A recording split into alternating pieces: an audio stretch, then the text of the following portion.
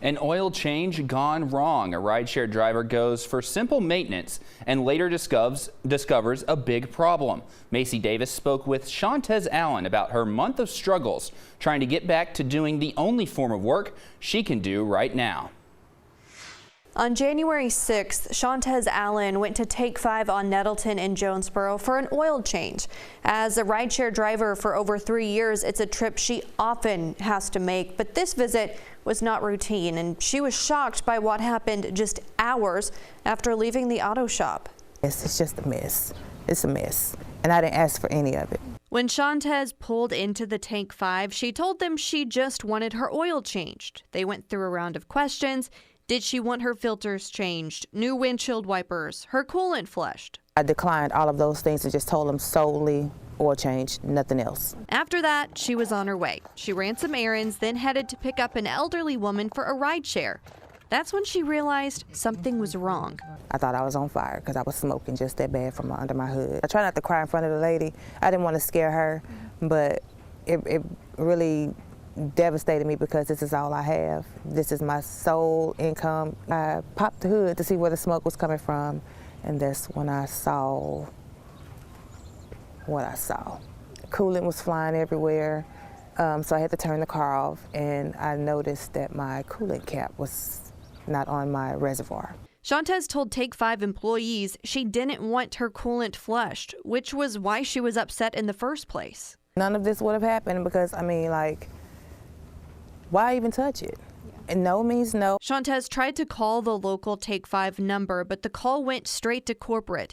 This is the same issue K8 News faced when trying to get in contact with the local Take 5 manager. Take 5, John, speaking live today.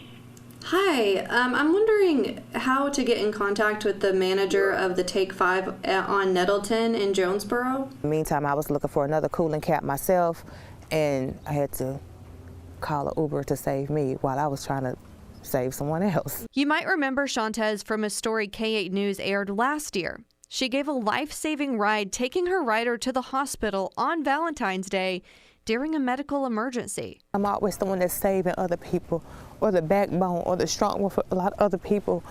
And here I am, just clueless, just lost. After some phone calls and showing up at the store, Shantez got into contact with a Take 5 manager and was told a claim would be filed. While trying to keep ride-sharing, waiting to hear back about her claim, Shantez said she repeatedly ran into problems. Off and on, it has been running hot or registering hot without the, what do you call it, the gauge going up.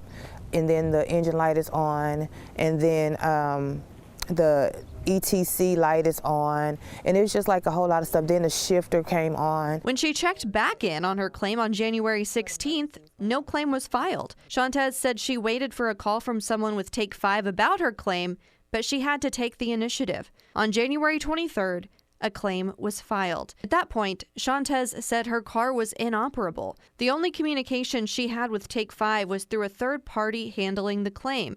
They said they would not pay for the tow or diagnostic because the fault on the claim was listed as undetermined, meaning Shantez would have to pay for it all. I tried reaching out to Take 5 to get answers for Shantez.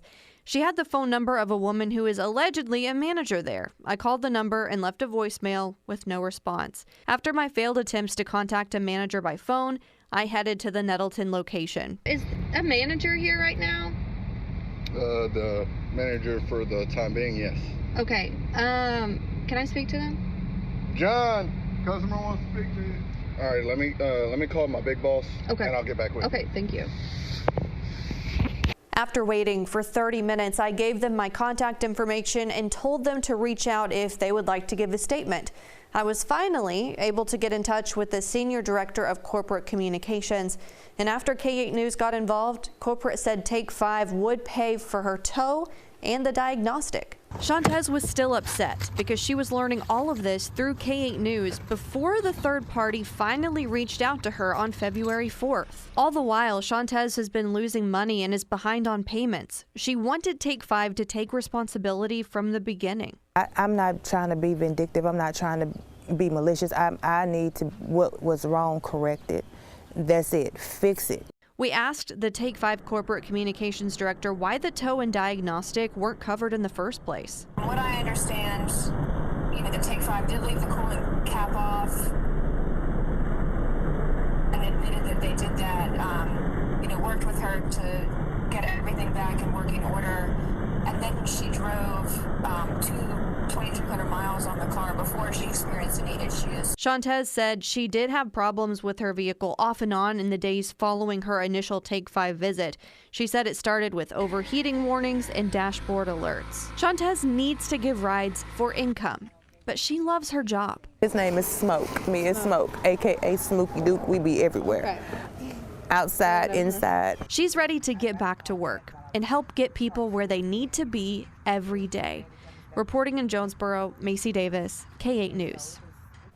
Take 5 issued a statement regarding this story. It said, in part, quote, "At Take 5 Oil Change, customer safety and satisfaction are our top priorities. We take all customer matters seriously and aim to resolve them in a fair manner. We are working actively with this customer to ensure the appropriate vehicle diagnostics are completed on their vehicle to determine liability," end quote.